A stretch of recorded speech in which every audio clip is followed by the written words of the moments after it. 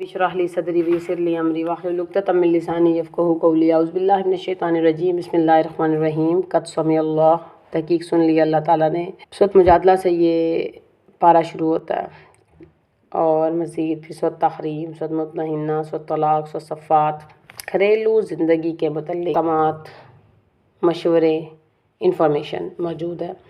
زندگی کو بہترین بنانے کے لیے گھریلو زندگی کو اس پارے کے اندر مکمل پیکیج موجود ہے۔ عملی زندگی کی گائیڈ لائن ہے۔ رسول کے وسلم کی مخالفت کرنے والے کے بارے میں بتایا گیا اور جو کرے گا اس کو کتنا نقصان ہوگا اور وہ صرف اپنا ہی نقصان۔ اللہ ہر چیز سے واقف ہے، ہی از آل نوور۔ اگر ہم اس بات کو اپنے پلو سے باندھ لیں تو پھر ہم سے کوئی غلطی ہوگی بھی نہیں۔ اور سب سے اہم بات جو ہمارے گھروں میں تکلیف کا باعث بنتی ہے اور زیادہ تر لڑائیوں کا، فساد کا باعث بنتی ہے، سرگوشیاں، شیطانی کام ہے، یہ نہیں کرنی۔ کسی محفل میں بیٹھ کے کانوں میں باتیں کرنا اور پسندیدہ نہیں ہے۔ جو حق سے پھر گیا وہ ذلیل ہوا۔ اب جو حق ہے اس کے اوپر قائم نہ رہا، خود سے اپنی کنڈیشنز پیدا کر لیں تو وہ دنیا میں بھی ذلیل ہوگا، آگے تو وہ ہو گئی۔ اور فی کے مال کے بارے میں بتایا۔ پھر ظالموں کی سزا کیا ہے۔ ظالم بیسیکلی ہوتا کون ہے؟ وہ جو اپنے اوپر یا کسی اور کے اوپر اس کے حق سے زیادہ بوجھ لاد دے، یعنی کہ اس کو ڈیوٹیز زیادہ دے جتنی اس کے اللہ تعالیٰ نے نہیں ڈالی۔ تو جو ظلم کرے گا اس کی سزا کیا ہوگی، اور جو ظالم کی سزا ہے وہ بہت خطرناک ہے۔ اللہ سے ڈرتے رہو، یہ سب سے مین ایلیمنٹ ہے۔ جب ہم اللہ سے ڈر جائیں گے تو ہم ہر وہ کام نہیں کریں گے جو ہمیں نقصان دے یا کسی اور کو۔ اور بلند اور عظیم مرتبہ Quran is a universal book, he is a universal thesis, جو آپ کو زمین کے اندر کی، آسمان کی بلندیوں کی اور ہر انفارمیشن دیتی ہے، لیکن آپ لوگ اسے پڑھنے والے ہو نہیں۔ ہمیں کہا گیا کہ آپ پڑھو گے قرآن کو تو آپ کو سمجھ میں آئے گا یہ کتنی بڑی۔ اللہ تعالیٰ کی صفات کے بارے میں بتایا۔ حاتب رضی اللہ عنہ کا واقعہ شیئر کیا۔ مومن بندوں کو کفار سے دوستی نہیں کرنی چاہیے، ہدایات دی ہیں مسلمانوں کو، اور منافق چاہے جتنی کوشش کر لے اسلام کو مٹانے کی، لیکن پھونکوں سے یہ چراغ بجھایا نہ جائے گا۔ اسلام کا نور اب کبھی نہیں بجھے گا، مسلمان جاگ گیا۔ آگے مزید نفع بخش تجارت کے بارے میں بتایا اور بتایا کتابوں کا بوجھ لادے ہوئے گدھے کی طرح نہیں ہونا، کیونکہ ایسا عالم جو کہ نہ علم کو صحیح طرح استعمال کرے اور نہ ہی اس پر عمل کرے، خود سے کوئی بچ نہیں سکتا۔ It is reality.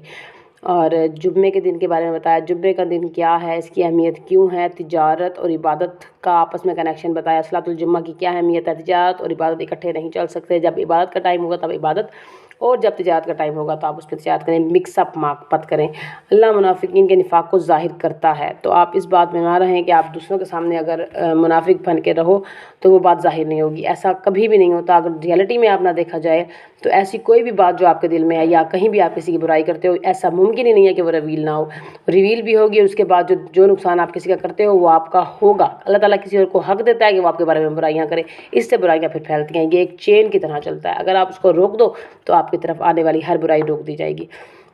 اور عبداللہ بن ابی سردار تھا منافقین کا، اس کے بارے میں بتایا موت کے وقت ہم خواہش کریں گے اعمال کی، موت کا وقت آئے گا تو کاش ہمیں زندگی ملے اور ہم عمل کریں، تو یہ اس وقت فائدہ نہیں دے گی۔ کافروں کے کفر اور ان کی بری سزا بتائی، کوئی مصیبت اللہ کی اجازت کے بغیر نہیں پہنچ سکتی، تو اس بات سے لاپرواہ ہو جائیں اور اللہ تعالیٰ کو بے نیاز سمجھیں، اور سمجھیں کہ جو تکلیف آتی ہے وہ اللہ کی اجازت کے بغیر نہیں پہنچ سکتی، کوئی انسان آپ کو تکلیف نہیں دے سکتا، تبھی آپ کو لوگوں سے نفرت بھی نہیں ہوگی۔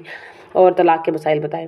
مال اور اولاد تو سراسر تمہاری آزمائش ہیں، یا پھر سچی خالص توبہ، اور یہ تو کچھ ٹاپکس ہیں، اس میں تو خزانہ بھرا ہوا ہے پارے میں، اگر آپ اس کو پڑھیں تو۔ اچھا، گھریلو معاملات، دین اور گھر کو ساتھ لے کر چلنے کا نسخہ دکھایا گیا۔ اللہ اور اس کے رسول پر ایمان لانا، سورۃ المجادلہ آیت نمبر 4 میں بتایا۔ اب مزید ہم شکوے اور شکایتیں صرف اللہ تعالیٰ سے کیجیے جو سن کر راستے بھی نکالتا ہے۔ اب شکایتیں اور شکوے ہم لوگوں سے کرنے بیٹھ جائیں جو خود بھی بے بس ہیں تو یہ سمجھداری کی بات نہیں ہے۔ زبان پر قابو رکھیں، کوئی ایسا جملہ نہ بول دے جس کے لیے لمبی سزا بھگتنی پڑے۔ گھروں کو بچانے کے لیے زبان پر قابو رکھنا ضروری ہے۔ اس پر یقین رکھیں کہ جہاں آپ 2 ہیں وہاں تیسرا اللہ ہے، اور اسی طرح جہاں آپ 5 ہیں تو چھٹا اللہ ہے۔ اور مجلسوں میں کشائش پیدا کریں، دلوں کو بھی کھلا رکھیں اور مجلسوں کو بھی کھلا رکھیں۔ جب کوئی آ جائے تو اس کو جگہ دینا ہے۔ علم والوں کے درجے بلند ہوتے ہیں، ساری زندگی علم حاصل کرنا ہے، آپ کی اور میری ڈیوٹی ہے علم حاصل کرنا، کانوں میں سرگوشیاں نہیں کرنی۔ سورۃ مجادلہ کی آیت نمبر 9 میں یہ پہلے پیغام بھی میں آپ کو دے چکی ہوں۔ اس کے علاوہ شیطان کے حزب سے بچنا ہے، شیطان اپنا گروہ بنا کر آتا ہے، اس گروہ بندی سے اپنے آپ کو بچانا ہے۔ اللہ اور اس کے رسول کے مقابلے میں ماں باپ، بہن بھائی، رشتہ داروں کی غلط بات کو نہیں ماننا، مدد کرنی ہے اور اللہ کے گھروں میں شامل ہونا ہے۔ حزب اللہ کا، حزب اللہ اور وہی سچا ہے۔ الحشر میں کیا پیغام ہے کہ اللہ کے فضل و رضوان کو حاصل کرتے ہوئے دین کی طرف آنے والوں کو ویلکم کیجیے، اور دل میں تنگی نہیں رکھنی، اپنی ضروریات کو کٹ ڈاؤن کریں، دین کے لیے وقت اور رقم نکالیں، خواہشات پر پاؤں رکھیں اور زندگی کو مختصر انداز سے گزاریں تاکہ آپ کے پاس بہت کچھ ہو اللہ تعالیٰ کے لیے اور اپنی آخرت کے لیے بھی۔ آخرت کو زیادہ پیورٹی دینی ہے، قرآن کو دل پر لینا ہے تاکہ دل پگھلے۔ لو انزلنا هذا القرآن لجبل لرأيته خاشعا ومتصدعا من خشیۃ اللہ، اگر قرآن پہاڑ پر آتا تو وہ لیزہ ریزہ ہو جاتا۔ تو جائزہ لیجیے اپنے دل کا کہ کیا میرا دل کانپتا ہے، کیا میرا دل ان آیتوں کے اثر سے محو ہوتا ہے اور ممتحنہ۔ خواتین کے متعلق کچھ باتیں ہیں، اس میں نیک عورتوں کی صفات بتائی گئی ہے، غیروں سے تعلقات کی حدیں بتائی گئیں، حضرت ابراہیم کا اسوہ دکھایا گیا، سارا کنبہ برادری ایک طرف، صفات ہے وہ ایک طرف۔ اللہ کے نبی کو اسوہ بنانا ہے۔ بیت کے الفاظ کیا تھے؟ شرک، چوری، زنا، قتل اولاد یہ نہیں کرنا، الزام نہیں لگانا دوسروں پر، کسی پر بھی نافرمانی نہیں کرنی، اللہ تعالیٰ کی نافرمانی کسی جگہ پہ نہیں کرنی۔ یہ بیت کے الفاظ ہوتے ہیں جب بھی کہیں بیعت لی جائے اپنے نبی کے ہاتھ پر۔ اور پھر آگے صفات میں تنظیم، اتحاد، اتفاق کا سفر ہے، بے قاعدگیوں کو چھوڑ کر قاعدہ مند بن جائیں اور فتنوں اور خواہشات سے دور رہنا ہے۔ اللہ کے نور کو منہ کے پھوکوں سے بجھا نہیں سکتے، ہم دین کے نمائندے اور دین کو بچانے والا بننا ہے، اس دین کے غلبے کے لیے زندگی کا مقصد بنانا ہے، اللہ تعالیٰ سے تجارت کرنی ہے، وہ نفع بخش ہے، اللہ تعالیٰ کے راستے کے مددگار بننا ہے۔ سو جمعہ آگے آیا تو جمعہ کے فضائل اور اہمیت دکھائی گئی اور بتایا گیا کہ تقویٰ اور حدود اللہ کی پاسداری کرنی ہے، کاروبار کرتے رہنا، اللہ کے نبی کو تنہا نہیں کرنا، واللہ خیر الرازقین پر عمل کرنا ہے کہ جب رزق اللہ نے دینا ہے تو عبادت بھی تو اسی کی کریں۔ اس وقت منافقون آگے آئی تو دعا کریں اور کوشش کریں کہ دلوں کا نفاق دور کر دے۔ اللہم طہر قلبی من النار، بستر مرگ پر جا کر ان حسرتوں سے بچنے سے پہلے اپنے آپ کو، اپنی صلاحیتوں کو اللہ کے راستے پر لگا دیں۔ وہاں کیا ہوگا؟